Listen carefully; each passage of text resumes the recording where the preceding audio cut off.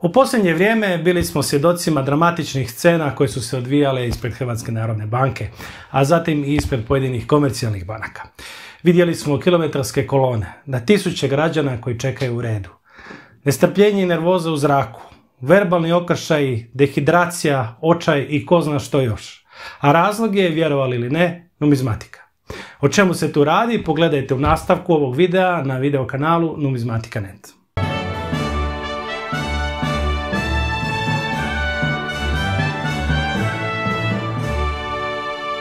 Staro i mlado, muško i žensko, radnici, seljaci i poštena inteligencija, studenti, učenici, majke, djeca, bogati, siromašni, zdravi, bolesni, živi i umirući. Svi oni su riskirali toplotni udar i sunčanicu, a sve kako bi došli do nove kovanice od 25 kuna Pelješki most. Jagma za ovom kovanicom je bila tolika da su skoro i mrtvi ustajali iz grobova samo kako bi došli do nje. Ja sam Zlatko Viščević, a vi gledate videokanal Numizmatika.net, možete nas pratiti na YouTubeu, Facebooku, Twitteru i Instagramu.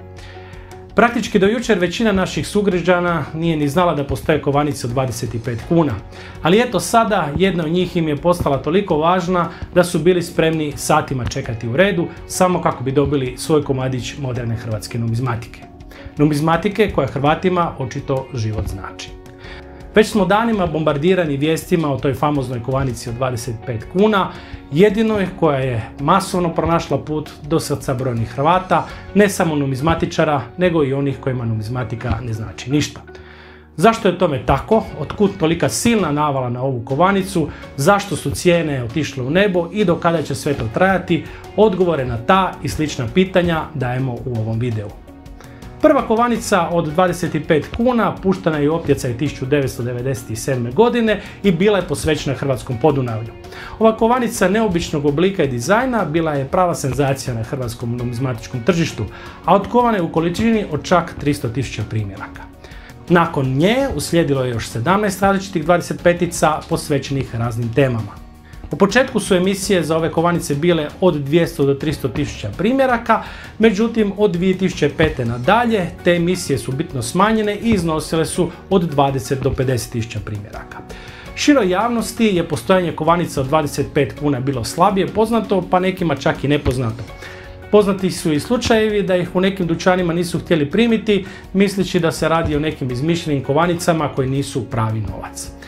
Međutim, numizmatičari i kolekcionari su ih vrlo dobro poznavali i te kovanice su postale standardni dio svake kolekcije modernog hrvatskog novca. Dakle, postojao je jedan uski krug opće populacije koji je bio za njih zainteresiran i koji je uvijek pratio kada će izaći nova 25-ica. I takvo stanje je bilo sve do ove godine, sve do izlaska Pelješkog mosta koji je naglo postao vrlo popularan i vrlo tražen. I to ne samo u numizmatičkim krugovima, nego i izvan njih. Razloge te popularnosti možemo tražiti u 3 događaja kojima smo nedavno svjedočili. Prvi je postupak uvođenja hrvatskog eura, osobito odabira motiva i zatim likovnih rješenja za nacionalnu stranu hrvatskih eurokovanica. Tu je bilo dosta peripetija oko odabira likovnih rješenja, javnih rasprava, diskusija, reakcija, kontroverzije itd. I tu je na neki način numizmatika bila jedno vrijeme u fokusu interesa hrvatske javnosti. Drugi je konačni završetak i otvaranje Pelješkog mosta kao događaja od ogromnog nacionalnog značaja. Konačno je spojen Dubrovnik i hrvatski jug s ostatkom zemlje i radi se zasigurno o jednom od najznačajnijih infrastrukturnih projekata u hrvatskoj povijesti. Treći je izrazita medijska popraćenost izlaska nove kovanice od 25 kuna Pelješki most. Paralelno s temom Pelješkog mosta u medijima su stalno objavljivane najave o izlasku ove kovanice i na neki način ona je jako dobro izreklamirana i prije nego što je puštena u optjecaj. To je svakako zainteresiralo brojne ljude za ovu kovanicu, a koji inače ne bi ni znali za nju. Budući da je završetak i otvaranje Pelješkog mosta za mnoge bio vrlo emotivan događaj pun nacionalnog naboja i ponosa, mnogi su poželjeli na neki način imati dio te priče. A kao prava prilika pokazala se upravo kovanica od 25 kuna koja je upravo izlazila i bila posvećena toj temi. Kad su čuli za to, mnogi su je poželjeli imati i tu je krenula cijela priča. Kovanice koje bi do jučer zanimale samo numizmatičare i kolekcionare, odjednom su počeli tražiti i ljudi koji nemaju veze s numizmatikom. Kada je kovanica konačno puštena u optjecaj, mediji su počeli izvještavati o dugačkim redovima ispred Hrvatske narodne banke i velikim interesom građanstva za novom 25-icom. Kako to obično biva, to je još više pojačalo interes i još je više ljudi navalilo ispred Narodne banke, kao da se novac tamo besplatno dijeli. Nije trebalo dugo čekati da nastane prava jagma za ovom kovanicom. Taj povećani interes pratila je i povećana potražnja, a kao posljedica toga je skočila i cijena na numizmatičkom tržištu. Oglasnici su se počeli puniti oglasima u kojima se prodaje ova kovanica i mogli smo samo vidjeti kako joj cijena ubrzano raste. Rast cijene motivirao je i jedan dobar dio ljudi koji su u tome našli odličnu priliku za dodatnu zaradu sa strane. Tu ne govorimo o trgovcima numizmatikom, već o ljudima koji s numizmatikom nemaju nikakve veze, a koji su u ovome pronašli dobru priliku za brzu zaradu. Pritisak na Narodnu banku još se više povećavao, a matematika za strpljive je bila jednostavna. Kovanica od 25 kuna, koja košta 25 kuna, mogla se odmah prodati na oglasniku za 10 puta veću cijenu.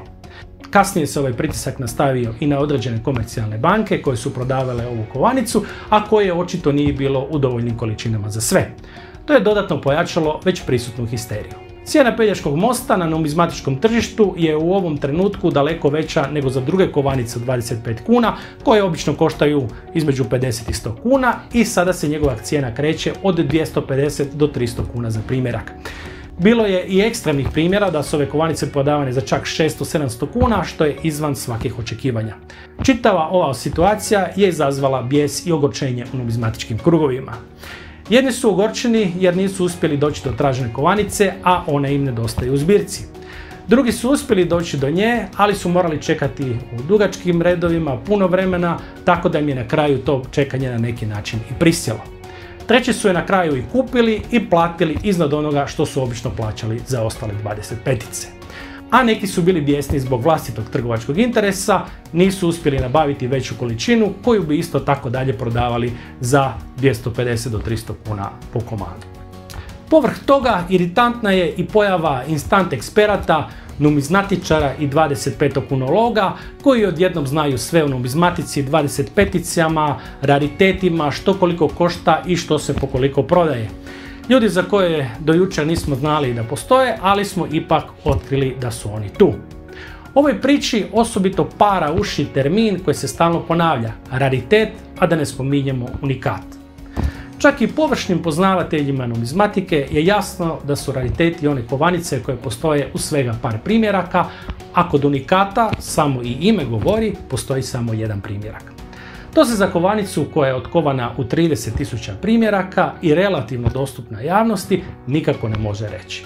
Radi se o primjerku koji je samo zbog povećanja potražnje skuplji u odnosu na druge slične primjerke. Ljutnja i frustracija zbog cijele ove situacije je sasvim normalna i opravdana.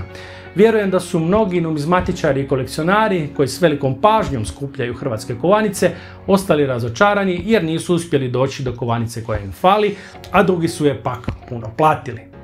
To je u jednu ruku bolno, ali se na takve scenarije i mogućnosti treba naviknuti.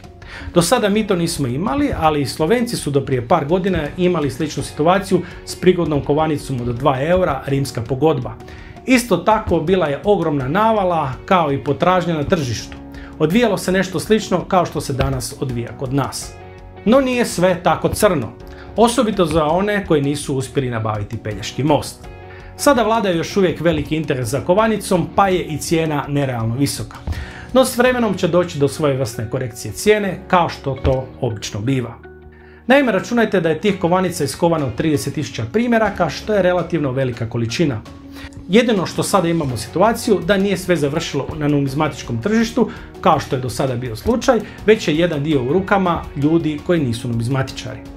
Kao što već znate, u numizmatici je vrlo bitno strpljenje. Strpljenje se isplati, a nestrpljenje obično puno košta. Ukoliko želite ovu kovanicu ili neku drugu imati odmah, platit ćete maksimalnu cijenu. Ukoliko se strpite i čekate pravu priliku, nabavit ćete za puno povoljnije. Ova kovanica nije nestala i dalje je prisutna na numizmatičkom tržištu.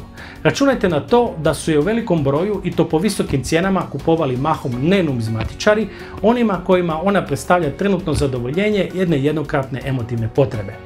Danas sutra, kada shvate da im to zapravo ne treba i da se radi samo o trenutnom hiru, ponudit će i onako tu kovanicu na prodaju.